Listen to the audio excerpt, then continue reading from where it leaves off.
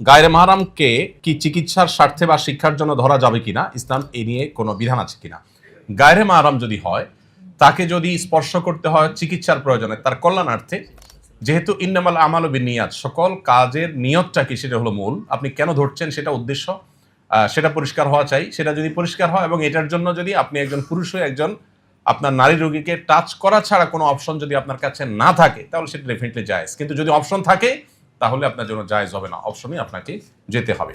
তারাবির নামাজের জামাত চলাকালীন সময় পিছনে এশার নামাজ জামাতে করা যাবে কিনা, বাসায় মেয়ে ও স্ত্রীকে নিয়ে জামাতে নামাজ পড়াকালীন সময় একামতের প্রয়োজন আছে কিনা? দুইটা প্রশ্ন এখানে। প্রথমটার উত্তর হলো, হানাফি থট অনুযায়ী, বাংলাদেশি বেশিরভাগ মানুষ হানাফি থট ফলো করেন। হানাফি থট অনুযায়ী ইমাম যদি নফল বা সুন্নত পড়েন, তাহলে মুক্তাদি ফরজের নিয়ত করতে পারবেন না।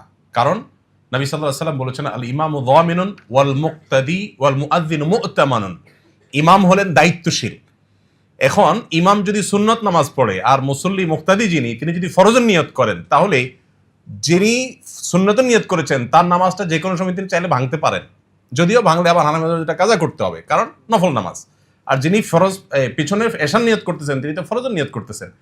তো ব্যাপারটা এরকম হবে যে প্যাসেঞ্জারের তুলনায় ড্রাইভার দুর্বল। এই জন্য হানাফি থটের ওলামা ইকরাম বলেন যে না, এটা করা যাবে না, বরং এশা তিনি একা পড়ে প্রয়োজনে তারাবিতে যোগ দিবে। বাট হাম্বলি থট সহ সৌদি আরব ওলামা ইকরাম যে থট ফলো করেন মিডল ইস্টে, সেই থট অনুযায়ী কোনো অসুবিধা নাই।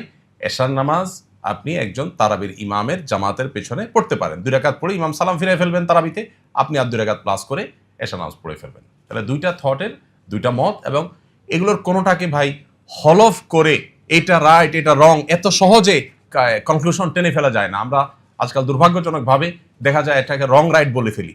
এটা গবেষণাগত মত পার্থক্য স্কলারদের, আমি দুইটাই ক্লিয়ার করে আপনাদেরকে বললাম। আমরা নামাজের শেষে মুনাজাত করে যে দোয়া করি, কিছু চাই, এই মুনাজাত করার সঠিক নিয়ম কি? মুনাজাত দোয়া হাত তুলে হতে পারে, হাত তোলা ছাড়া হতে পারে, অজু সহ হতে পারে, অজু ছাড়া হতে পারে। হালাল উপার্জন হালাল ভক্ষণ করাটা হলো দোয়ার জন্য সবচেয়ে গুরুত্বপূর্ণ।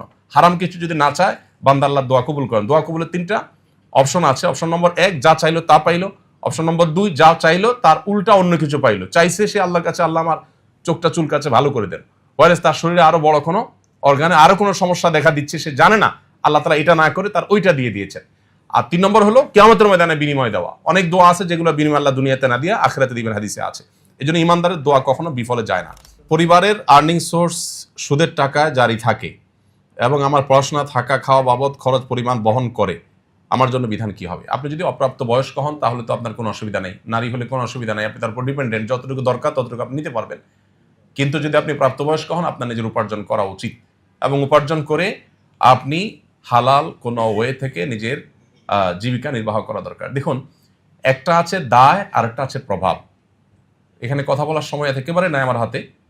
হারাম ভক্ষণ করলে আপনি, একটা হলো হারাম ভক্ষণের দায় নিতে হবে, শাস্তি হবে আল্লাহর কাছে। আরেকটা হলো এর প্রভাব আপনার মধ্যে আসবে।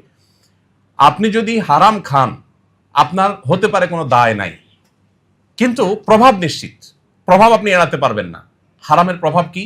দোয়া কবুল না হওয়া, ইবাদতে তৃপ্তি না পাওয়া, স্বাদ না পাওয়া, বহু প্রভাব আছে। আপনি ভুলে কাউকে খুন করে ফেলেছেন, আপনি তাকে খুন করতে চাননি, অ্যাক্সিডেন্টলি খুন হয়ে গেছে, আপনি হয়তো দায় মুক্ত হবেন যে আপনার ভুলে হয়েছে, আপনার এখানে কোনো দায় নাই, এটা হইতে পারে। কিন্তু প্রভাব যেটা, অর্থাৎ লোকটার মৃত্যু হওয়া যেটা, সেটা ঠিকই হয়ে যাবে, সেটা কিন্তু থেকে থাকবে না। এই জন্য হারাম থেকে বেঁচে থাকাটা যে কত ইম্পর্টেন্ট, এর সাথে আমাদের ইমানের সম্পর্ক যে কত গভীর, এটা আমরা বিষয় বুঝি না। কোরআন কমপ্লিট করার পর, আল-ইয়াওমা আকমালতু লাকুম দীনাকুম বলার পরও আবার হালাল নিয়ে আলাদা করে আয়াত নাযিল করেছেন। এত গুরুত্ব হালাল ভক্ষণের। আল্লাহ তাআলা কোরআনে বলেছেন, ইয়া আইয়ুহার রাসূলু কুলু মিনাত তাইয়্যিবাতি ওয়া আমালু সালিহা, হে নবী রাসূলগণ হালাল খাও, এরপর বলেছেন ইবাদত করো। আর আমাদের দেশে কনসেপ্টটা হলো উল্টা, যে আগে টাকা মাছের মতো সবসময় আসে না, ধরে নাও, এরপরে বুড়া বয়সে হাজী সাহেব গাজী সাহেব হয়ে ইবাদত বন্দেগী শুরু করো। আগে হালাল উপার্জনটাকে এনশিওর করে তারপরে আমার সততার মূল্য আল্লাহর কাছে হবে, এটা গুরুত্বপূর্ণ। মসজিদে না গিয়ে কর্মস্থল বা বাসায় কয়েকজন একসাথে জামাতে নামাজ আদায় করতে প্রায় দেখা যায়, এক্ষেত্রে বিধান কি? মসজিদে না গিয়ে কর্মস্থল বা বাসায় জামাতে যদি নামাজ পড়েন, ব্যাপারটা যদি এরকম হয় মসজিদ অনেক দূরে, কর্মস্থল যেখানে, সেখানে নামাজ একটা জায়গা আপনারা করে নিয়েছেন, এটা যথেষ্ট ইনশাআল্লাহ। এর কারণে আপনার ওয়াক্ত জামাতের সব আদায় হয়ে যাবে, দায়িত্ব পালন হয়ে যাবে। তবে যদি মসজিদে যাওয়ার সুযোগ থাকে, মসজিদে যাওয়া উচিত। বাসায়, বিশেষ করে ঢাকা শহরের বাস্তবতায় এত ঘন ঘন মসজিদ, বাসা বাড়িতে জামাত করার কোনো যৌক্তিকতা খুব বেশি একটা নেই।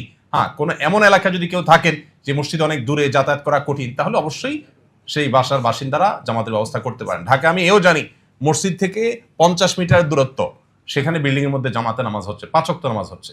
এটা অবশ্যই ইসলামের যে জামাতের যে কনসেপ্ট সেটার সাথে সাংঘর্ষিক। একটি হাদিস রয়েছে, হাদিসের সনদের মধ্যে কিছুটা দুর্বলতা আছে, লা সালাতা লিজাল মাসজিদ ইল্লা ফিল মসজিদ, মসজিদের প্রতিবেশীর নামাজ মসজিদে আসলে না আসলে হবে না।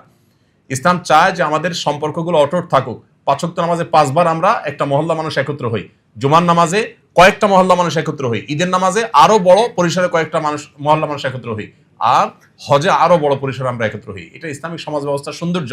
যদিও দুর্ভাগ্য আজ আমাদের যে প্রত্যেকটা মসজিদ মানেই হলো জামে মসজিদ, আর সব মসজিদ মানেই হলো ঈদগাহ।